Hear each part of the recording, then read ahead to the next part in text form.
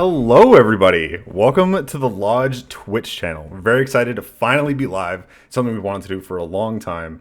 In case you've seen the podcast, you're probably aware of this layout, but this is something brand new that we're working on. So the Lodgge is going to be doing debriefs. We're going to be talking about some of the major events going on in video games and getting some of the talent that has either been, or in this case, helped run some of these major events. So today we have Stephanie Greenall coming through to talk about FIVARS, the VR event. We're going to be talking about the event, the experience, and some of the things that you in your studio or you as a fan might benefit from going to these type of events. So, Steph, how are you doing today? I'm good. How are you? I'm good. I clearly still have the same candor that I do when I have the podcast, and I want to make that a little bit lighter and a little more fun when we're doing a live stream. That's Just good. yeah, I can hear it in myself. So some of the stuff we're going to be doing with the Lodge, we're going to be doing debriefs, we're going to be doing Let's Plays. There's a lot of things that we have on the docket that we really want to do. So this is one of the first things we wanted to do, is really get into these type of events because it's hard for people to travel. And so people have to kind of pick and choose what events they're going to go to and make sure that it's going to benefit them. So FIVARS was the first one that came to mind. And I definitely wanted to get you, Steph, who is the communications lead at Tilt 5, formerly of IO, formerly my Yes. dear coworker. I'm happy to have her back. But the It's a first thing, small world. yeah, exactly. The first thing I wanted to get into was, can you just give a quick snippet of the user experience? Walking into FIVARS, what is FIVARS? So FIVARS stands for the Festival of International Virtual and Augmented Reality Stories. It's 8 years old. We started as a terrestrial event, so we were for years we ran up against TIFF in like physical galleries, TMAC. We were at all these different places. We were actually at the Matador one year. Um, and it was amazing. We would have people come in, experience all these different VR, AR, different immersive experiences from creators from around the world. But obviously, pandemic, and we have a whole new adventure that we get to kind of look at. And when we got to the pandemic, it was kind of one of those moments where you're going to have to eat your own breakfast. Like, we run a VR festival. This is our chance to do it in VR and showcase all these pieces, because there's creators around the world that no longer are able to showcase the incredible work that they're doing. So we transformed it into a virtual event at the very beginning of the pandemic, into a WebXR experience. So that was, something that A that bit was of a quite an shift? adventure. It was a bit of a shift. It was it was difficult, in a way of just kind of figuring out. We went through every iteration of conference and different platforms that we checked out online, like every other company, event, festival. What works, what doesn't work. Are we going to be sitting on Zoom staring at each other? It just doesn't work for VR. And then it was the idea of like, well, how do we showcase these pieces? So we brought on James Baikiano and Kara Maliki Sanchez, who founded the festival in 2015, is a man of many talents, and they worked together to develop a WebXR space. So WebXR is available, on your browser, so you can use it, on your phone, your PC. You can be used in a headset, tablets. People were able to access it through any kind of platform. So that's how we kind of kicked off the first round of virtual festival that people could experience. So it was definitely something. Wow. It's a major shift too. So with Mhm. this year, you decided to give yourself a panic attack and do A two little bit, yeah. days in LA and 2 days in Toronto. What was the driving force behind that decision and kind of splitting the event up? Were you hoping some people would go to both? Was it to be able to get talent to be able to show up to either one, right? Like hit the two main spots across the coast, or what was some of the driving force behind that? Well, we have, because we're grounded and founded in Toronto, and that is kind of where we had been doing the event for years. And then the pandemic was both a good thing and a bad thing. Obviously, terrible in the way that it is actually a pandemic. Um, but it was able to allow people from around the world to attend the event. So when we noticed that we're getting all these attendees from all these different places, we thought, okay, well, we have this huge connection. And Karam has lived in LA for years, and the industry there, like especially the film video game industry, is very, very close knit. And being able to go down there, we always would try and drag people up to Toronto, and because of the pandemic it's harder to travel. So we thought, we have this gallery, this space in West Hollywood in October, and we did the show, and it was amazing. We had, head of HP came out, people that we haven't been able to see for a while. We were in their backyard, so it made it so much easier. So then this year, we're like, in October was great. Things were starting to open up, and then Omicron was like, bam, no, you're not doing anything. Because I had originally, psych out. Because I was originally supposed to go to CES, and that was just taken off the table. Unless we were going to go in full hazmat suits, it wasn't going to work out. But then we kind of thought that things started opening up again. How do we do this safely? How do we make people feel comfortable? So we contacted Two Bit Circus, which is an amazing arcade space if you ever get to go. And they have they have all these VR cabanas in the back, so you can go and watch all these different, they have different VR pieces that they've got there. And we contacted them and said, hey, we're in the same kind of world. We need a place to showcase these experiences. We can bring you in a new audience as well.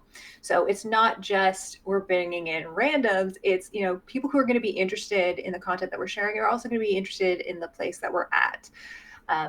So that was pretty amazing. And especially during a pandemic, a lot of these location-based entertainment centers have been really hurting.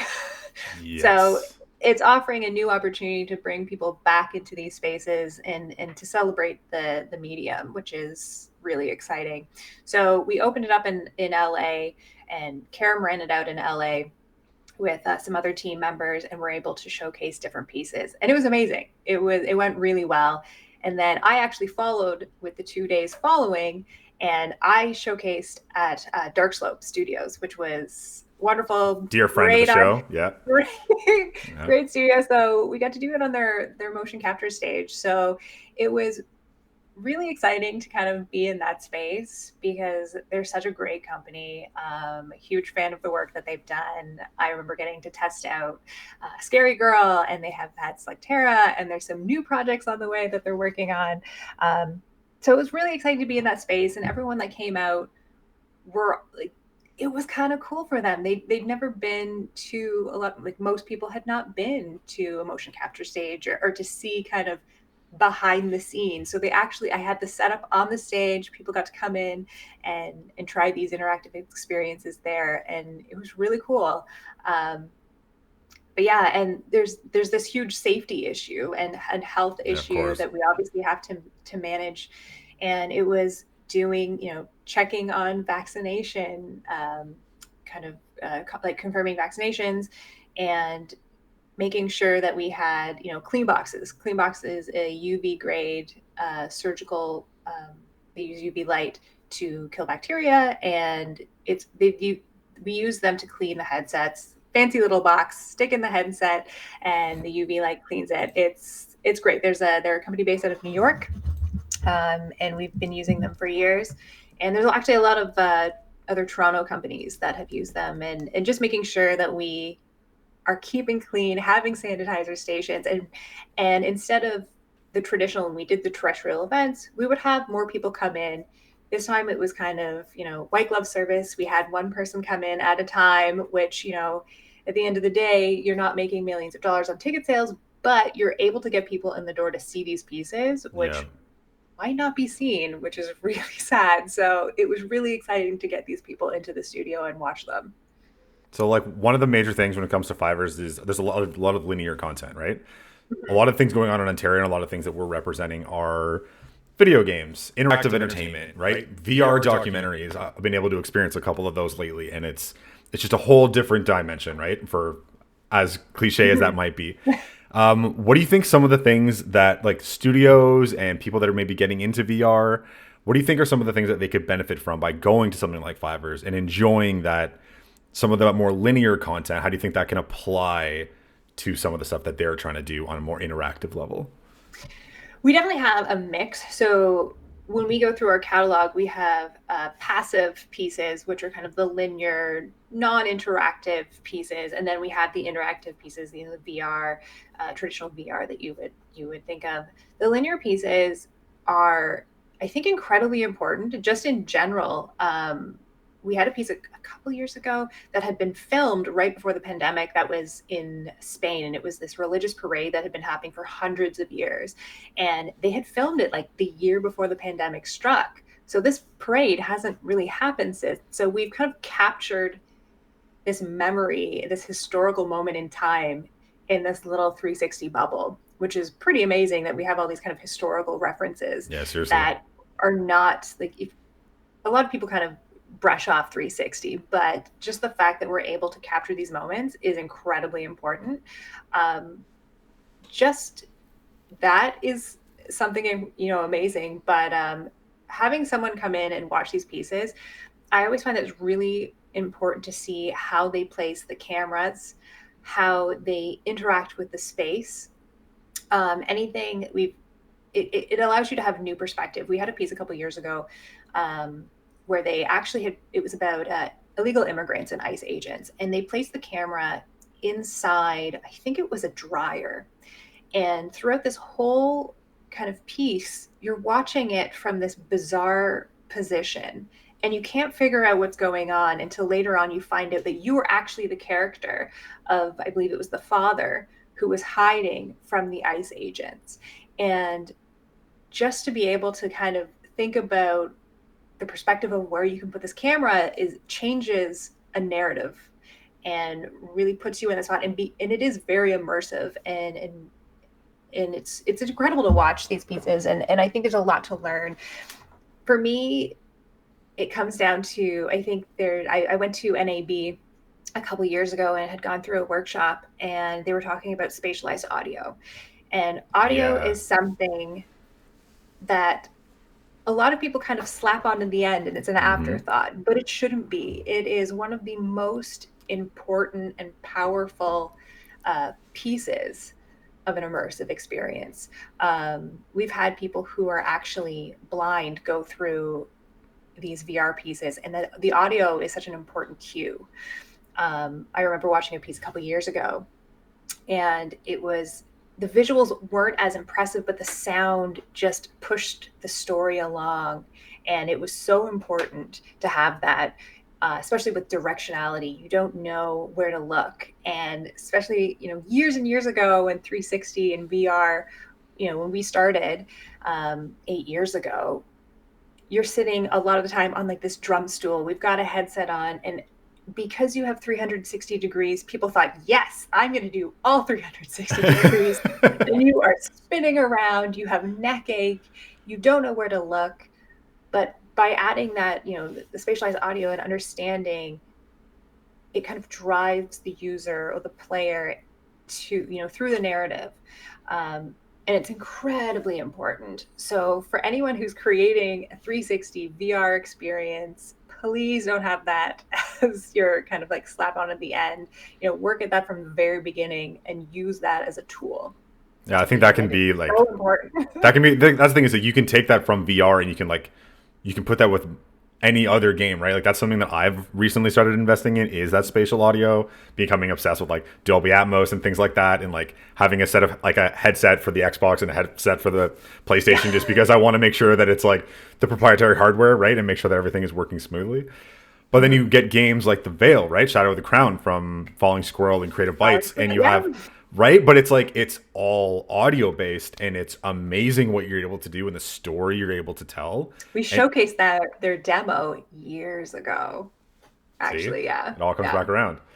But it's cool that you can kind of take that principle of being like spatial audio and things like that shouldn't be set by the wayside, and you can see how impactful it is in something narrative like that, and you can Mhm. see how that could be applied to VR or really any other interactive medium where those cues are wildly important. Like even for me, like I'm currently playing Horizon, is not Mm. Ontario, but it's still worthy of mentioning. But the sound design is one of the things that I think sets it apart, right? The things that you can't see are things that are behind you, but right? You have that feeling, and it really like puts you in that place. So I can only imagine with something like that with VR, it just being that much more immersive and that much more captivating is definitely something that shouldn't be an afterthought. It should be at the Mm. forefront, and that and motion, which was something else I wanted to get into. Was do you think something like that when it comes to these narrative adventures, the motion feeling, do you think that's something that people are able to kind of apply and take and think of that in an interactive setting? Because I think that's such a It's problem so many studios have, understandably. It's mhm. that vertigo, like, right? A lot of people get nauseous, a lot of people get sick with VR. And do you see that improving? Is it just the tech, or do you think the talent is getting there? It's a mixture of things. It's really interesting because we're watching hundreds of pieces every year. It feels like we're very lucky to get to experience content from around the world, and everyone comes from a different background. No one has like popped up and said, I started in VR. Like, I don't, it just, people are, game developers, but they've come from film, like traditional film. They've come from theater. They're dancers, they're actors. They're all over the place, which is amazing. So they bring so much different knowledge bases to this space. So over the past couple of years, we've watched it, a grammar to be, has been created, and you do this, you don't do that. But at the same time, there still isn't, the golden set of rules. We're watching it. I'm watching students come through college programs, and it's both good and bad in a way that they're teaching them certain things to do, but they're not experimenting as much, because at the very beginning it was the Wild West. People were doing insane things, you know, making people very nauseous. Um, but it's definitely getting better. We understand, in terms of movement and locomotion throughout a game, that teleporting is much better than pushing the joystick and moving forward, because that can make someone very, very nauseous. Um, what set FIVARS apart is that we do work with our content creators along this whole journey. We have people come through and they'll have a piece that's doing something really interesting, but maybe it's a little bit nauseating because they haven't implemented teleportation. We did have a couple pieces actually this year that we went back and we said, hey, if you tried this, this, and this could improve your piece. And they've been absolutely amazing. And we've worked with them to develop and help streamline their piece and help them understand that you need to do it this way to help, the audiences really enjoy the experience versus making them nauseous. And again, it's something to be learned. Anything from, especially even from the video game industry that I've worked with a lot of different studios, is that you need to play your own game as well. Sometimes I find that people aren't playing their own game, and it goes off to QA and it disappears, and then it comes back and I get handed this game and I'm like, did you play this? It's very nauseating, or it's like, it's a little bit brutal. But playing your own game, getting other people to test it. This year we had a Survivor Man, which we were showcasing a demo from Cream Productions, and they were asking for feedback. They wanted people to try it out. It was a demo, and we were clear about it. We wanted to make sure, and people were going through it, and they're like, "Oh, I like this. I really like this idea," and we could share it with the studio, and they can build out a better experience. And we've done that with lots of different pieces. So, which I love that FIVARS does, is that we do work with it. Like, Karam is really amazing. I sometimes make up a list of, if we can, update this, and this. And we're here because we want to see these creators find success in their work. And they do come from all different places and all different backgrounds. So even introducing them to other creators has been a lot of fun. We have a Discord. We use it for the event. People hop on, all the creators are there. They're talking to each other. They're learning from one another, things that I would not know. And it's amazing to watch them. How has that been hosting an in-person event? Like, just for other people, like I can imagine people coming into that and just being like, I've missed this, I'm anxious, but I've missed this, right? Like that networking I think is so like sorely missed by not just our industry, but by every industry. And I think that the hybrid idea is great. And I think that that's kind of where I want to go in life. I like the few days at work, few days out, but like something like that, when it comes to the networking side of things, was that something that you thought people really like gravitated towards to when it came to coming to FIVARS and going to a in-person event? Was it something that people were really enjoying, or was it more of a go in, experience, and go? It was weird. At the very beginning, when we did the one in October, I would say that I was quite hesitant. Like I was flying to LA. I was like, it was a little nerve-wracking. Like no matter how many tests you do, you don't know what's up. But when we got there, we felt safe. We had all the precautions. We made sure everyone was vaccinated. And the same with the Toronto. It was making sure that people were comfortable, that we were looking after them, and that we were making sure that we had everything in line for them. People are excited to get out. Yeah, I can That was the imagine. one thing I noticed, is that I feel like we've all been like living like basement trolls, and we want to get out, we want to talk to people, and especially with these VR pieces, the 360 and the passive ones, we were able to put in a virtual space, and people were able to go in their Quest headsets. They were able to go in on their PCs and desktops. But when we're getting these interactive files, they're not readily available, and they're not on Steam. They're not easy to access. And we had learned from the previous events that I can't just hand someone over an APK file and tell them, okay, you can watch this. You've got to handhold them and walk through, because it can be difficult. Like we're using SideQuest, we're using I can't remember, different platforms to actually showcase these pieces. So that's why we ended up doing the physical one and being able to actually run them properly. Because at the same time, I don't want to I can't hand over a file, because I know I can't have it distributed out into the world. Yeah, of course.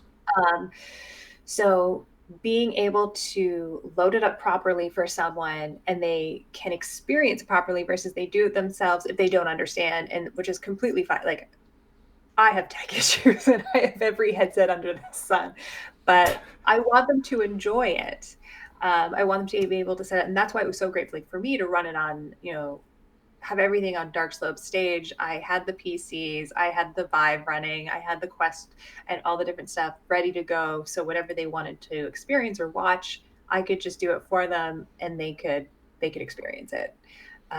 We had this amazing moment where one of the content creators, Lena Reinsbakken, who's from Norway, had been working on this piece called Norn. And it was about the human brain and Nordic fairy tales. And it was this heavily interactive piece. And it was actually, she worked with Digital Domain, who I believe they worked, and they had created Thanos, the Marvel films. So it was this big, exciting piece. But again, we can't distribute it. And I was so excited. We had a woman come in, and she's like, actually, I'm Lena's sister, and I've never seen her work. So Lena's in Norway, and her sister is able to come by and see her so cool. work. She doesn't have a headset, and so it was like this honor of I've had her sister come in, and I was like, I get to show you this. Like I get to show you this amazing piece. And the whole time she was so excited. She's like, oh my God, this is what my sister's been working on. I get it. Like this is amazing. And we sat and chatted for a while, and it was that moment of like, this is why we're doing this. Like it's because, behind closed doors, no one's going to get to see these if they don't if there's a proper distribution or ecosystem for them. It might end up on like the, Oculus Store or on Steam or something like that. But to be able to kind of like walk someone through, or to talk about the piece, or to understand how this content creator came by this, this story is really something else. So that was really cool. Yeah, that's definitely like a moment, like you said, that's just like, this is why we do these things. Yeah, of course. Yeah, I think that's one of the things that like I really miss about events, and I think a lot of people do, is like there is a lot of beneficial to virtual where you are kind of able to attend from anywhere. But that's why I think the future, I think, is definitely anything that was just in person, I think is always going to have an online component now, just because you do get that engagement from people that either aren't able to make it or that's not something that's on their to-do list, we get but they still want to go. Yeah, Exactly. they were coming. Like, we have people from England, from Spain, from Australia, Thailand, like, which brings on a whole new world of issues in terms of time zones. Oh yeah. We do content creator talks, and I was like, "Are you available at this time?" And they're like, "Well, it's 2 a.m." So it's definitely understanding, like, we are a global festival, so understanding that you have to, like, I always see these tweets, especially from Australians, so like, don't forget about us. Like, it's not always about the Eastern and Pacific time zones. Like, we do have to accommodate other people. This is a global space. We want to showcase all these pieces, and we want to talk to all these people. So it's managing time zones if you're doing a global event is really important. Wow. Yeah, I guess it's something I never really took into account, because you're thinking like, yeah, maybe that's ignorance on my part, but it's like, of course, the time zones are going to be an issue, but when it comes to the actual content creation and they call like the content creators being a part of it, like that, I feel like that'd be a big headache for you to juggle. Which every time I do talk to you, it's I was up at 4 a.m. or I was working till 3 a.m. and it's always just everyone else's time zone and you like trying to make it work, which I'm sure goes for a lot of people working in an industry like that. I time hop. That's what I do. That's my job. That can't be good for your sleep cycle. Yeah, coffee. So I wanted to digress a little bit, actually. I just wanted to ask you a more lighthearted question. It was something I got to ask, Graham Smith on the last episode of the podcast. He's co-founder of Drinkbox. And we had a lot of fun with it. And I want to know, what are your ideal gaming conditions? So a lot of people right now, we're trying to figure out when we have time. Everyone is so busy all the time. It doesn't matter rain or shine, right? There's always something going on. When you have time and you actually get to sit down and you get to play something, do you like to play at night? Do you like to play in the morning? Do you like to play with the blinds open, closed, glass of wine, coffee? What would you, or want to just chill? How do you do it? So I have like this huge nostalgia for like when I was a kid and like the Saturday mornings, Fruit Loops. Like, so, I mean, I'm sitting here on a gaming chair. I work all day in it. I don't want to play games on my computer. It's really difficult. So I actually, like, I have a dual setup. So for me, my ideal is I want a root beer, and I want to sit. And it would be really embarrassing, but I've got this giant beanbag chair. Oh my God. Which weighs like 30 pounds. What? I get out of this chair. I put the beanbag chair on the floor. I get a root beer. I get nibs, like candy, and I turn into like a full-blown child.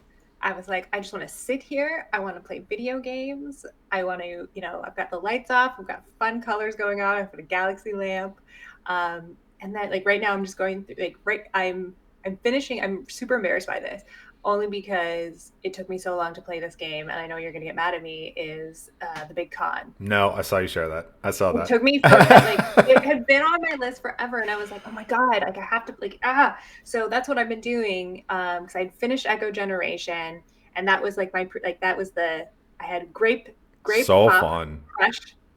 Fresh drinking, and I was curled up on my beanbag chair and just playing through that game. So yeah, like I think it's like that's, and also the Saturday morning, I'm trying to recreate like my childhood. Back to a simpler time. Back to a simpler time, and everything was happy. Because sometimes I would try and do it with wine. It didn't work out as well. So I'm better, like I don't drink pop only when I go to the movies or I'm playing video games. That's a good rule of thumb to have. Yeah. That's awesome. I love that. Which is now getting to be more pop now. Well, I think a lot of people have that feeling, right? Where it's I like gaming at night personally, but I think again it's for the same kind of reasons. I just mentioned this last week, but just something like that where it's like I'm not beholden to anyone or anything at that time. Just like you are on a Saturday morning, it's like this is my time, and it's like 1 a.m. it's like this is my time. I'm not worried about emails. I'm not worried about anything like that. That I think we all kind of need to exactly. We all need to disconnect sometimes, and I think that's a wonderful way to do it. I think escapism can be healthy.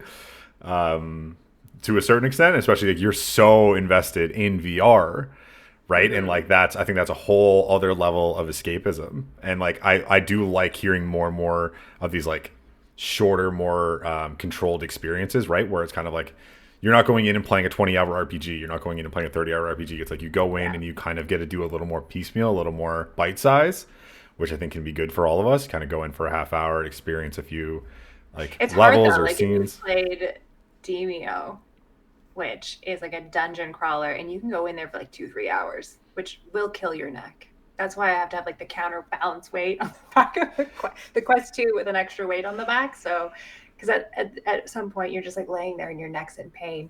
Um, You have a, you counterweight yeah, it? Does it have its own like it's called like the branded elite. one? Yeah, elite strap. It's got extra battery and a little bit of a weight on the That back. is hardcore. Yeah. So Fivers is in its 8th year, right? Oh my Is God, it, 8 years. Yeah. how many years have you been a part of it? I think 5. What's your favorite change from then to now? Something that you've been able to do that you couldn't do then, either something that you wanted to do or didn't have the bandwidth to, or something that maybe wasn't even invented at the time, considering how We fast this first moves. started, even when I was involved, Samsung Gear VRs, God bless them. Headset with the phone, you had to program. We would sit like 2 in the morning loading VR pieces onto these headsets. And it would take a lot of time. Now, we've got the Quest, we've got all these other headsets, and we're able to load them quickly just for a preparation and doing an event. It is a lot easier. Also being able, people are now more aware of VR, and we've spent a lot of time. FIVARS is not just a VR immersive festival, but we've also used it. It's almost like this big experiment of how to get people in and out of this medium, because we've watched that really dystopian image of Zuckerberg standing in a theater with all these people. um, Yeah. it can be a little unnerving. Uh-huh. We understand, like, when someone goes into an experience, it can be kind of scary and uncomfortable if you think someone is looking at you. I have no shame, and I would have to watch a lot of VR pieces. So I literally I'd have a headset on at the airport waiting for the plane. I've worn it on the TTC trying to review pieces. That doesn't But seem safe. no, it's probably not. No, what? Um, but for people, a lot For of people science. don't want to watch or something if someone else is watching them. So when we were creating these physical events, we used to call it the ice cube tray, and it would be like little cubicles that people could go and sit down, and we would have someone that would be able to help them with the headset on and off, and also understanding you are in someone's personal space when you're helping them take off the headset, on and off, putting on headphones. Like, I had to remind myself, going back to a physical event, like, when someone's sitting there, I'm going to tell you, I'm going to put the headset on, or like, I'm going to put the headphones on you, or I'm going to plug this in, and always being gentle and always telling them that you're coming in to do something. So if you don't just hand them the controllers and they don't know that you're there and they freak out, Yeah, like, because you're it's not extremely vulnerable a in good that feeling. position, right? Like that's something that, Hugely so, yeah. yeah. So we've definitely learned, making people feel comfortable, not feeling like they're being stared at. I know, there's so many reaction YouTube videos, especially people watching like Resident Evil, people doing these like Yeah. scary experiences and jump scares. But if you're going to run an event, you really have to respect the people that are in the experience. Like when we were doing horror pieces, we, sometimes when we did it at the Matador, which was this old building, and they had this really dirt floor basement that was super creepy. So we put in like red lights and made it really kind of really creepy and immersive before you even got into the experience. But we'd always make sure, like, we're going to be here, and if we want, we'd ask first, like, can we take a picture of you? Or do you want us to take a picture of you while you're doing this? And just always making someone comfortable for the whole process.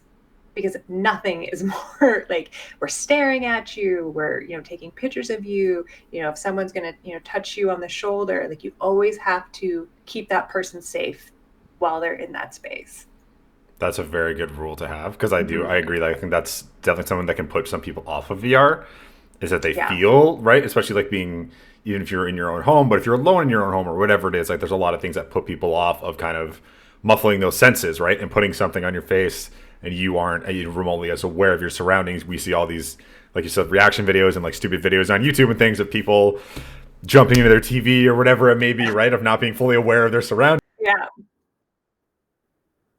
It's something like I've done that with friends and played with friends, and it's something that's always Mhm. made me uncomfortable. Luckily, I was with people that I trust, but it's still you have a group of people that are kind of like around you and guiding you. Like I was playing with my partner not too long ago, and I was like just kind of like walking around her and like making sure she didn't like walk into anything, Yes, you have to be very and very careful. clear of the boundaries and making sure that the headset is set up properly so that the boundaries show up, so that That's all, people yeah. don't wander off, right? And it's also like some of the content, like you have pieces that can be very difficult documentaries or stories that people, because of the nature of the medium, is really impactful when you're sitting there. So you have to be very careful, especially when someone comes out of it, like, how did you feel? Which is always interesting to get feedback from them, like, oh, I felt that was really interesting. Um, we had this one piece, which I can't believe it's taken this long to get. I always want to find pieces that are happy and animated Yeah. because we do have a lot of documentary filmmakers that do dig into really deep topics, which are absolutely amazing. But on the other spectrum, you want every piece of content that you can find. Mm-hmm. And we had a piece called Hop Step Sing Happy People, which was a Japanese anime interactive music video this year. Right up my alley. And Let's go. I had so many people who are just like, oh, I don't really know if I want to try it. And essentially, you're walking through this experience with this Japanese trio, and you're getting them ready. And it was just the simplest interactions of, you have to get these three animated characters ready for the show, and you're cutting their hair, and you're using the controllers, and you're doing different things, and you're What? taking photos. I've never seen so many people have so much fun. That's Like so they were cool running though. around, they're laughing, they're dancing while they're doing it. And we did ask, like, after I saw someone's first reaction to it, we'd ask the second person who was doing, can we take photos or a video of you? And they were so excited. And I think just simple interactions where people get really surprised that they can be a part of this experience or this video is really fun to watch. And it makes it completely different than if you're just sitting there watching something. Yeah, that's the interactive side of it, right? Rather than just kind of having your Correct. head on a swivel, you're able to do things like that, which is what I find the most interesting about VR. But like, do you see a lot of linear content makers kind of going more of the interactive route, or are you seeing more like of the interactive talent and like studios go to VR and then they start going into the linear? I'm just curious of like which way you kind of see people going. I can see It's a lot people of doing both. people that have moved from traditional film and TV that have gone into the 360. So that director cinematography like It's background. really it's really interesting. We had I remember going to a workshop and I had someone who was saying, I'm making a 360 VR film, but I'm having a really hard time with the actors. And we said, well, who are you using, film actor? What is the traditional type of actor that you're using? And we had said, you need to use theater actors Yeah, because if you're 100%. using Yeah. a 360 camera, the actors need to understand they are always on, much like they are on stage. You could be seen. You also have to get really creative with your lighting.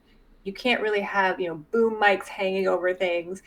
Anything that's going to be in the scene needs to be a part of the scene essentially. And it's really funny to watch some of the directors who are working on these pieces because they'll be jammed in cabinets on an iPad trying to look at the shot, and it's an amazing process. And these are they're incredible pieces. So I recommend people. It's very different than watching it on YouTube. I find that a lot of these pieces, they don't, if they're in a festival, it's amazing. There's an audience for them. People are excited about it. And then they go and they end up on YouTube 360 and they just don't have the same impact. So we're really excited as this ecosystem grows and hopefully there's more distribution methods. I know, the big scary Facebook and Meta, but being able to watch, Yeah. I'm seeing more of them pop up.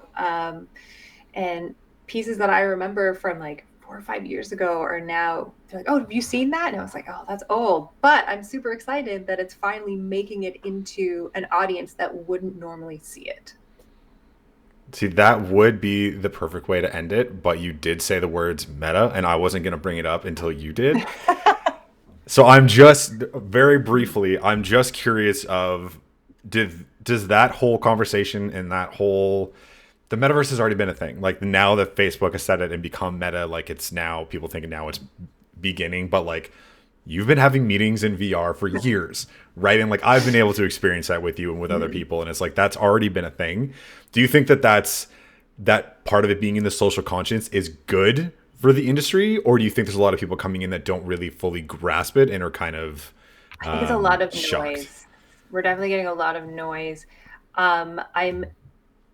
I'm excited that people are looking into different spatial, like this medium, and being able to do different things and go into these spaces. But then on the other hand, I'm looking at luxury design houses and fashion and all these people building out these very expensive experiences. That are they accessible? Like, the idea that we need to kind of build is, this is why we were so excited when we brought on James Baikiano and the Janus team, is that they've created a WebXR space that is accessible. It is on the web browser. It's not, you know, charging millions of dollars for building out um, these spaces. And I'm just, my news feed on LinkedIn is terrifying because everyone seems to be jumping on it and building out these spaces. But there's these people that have been building,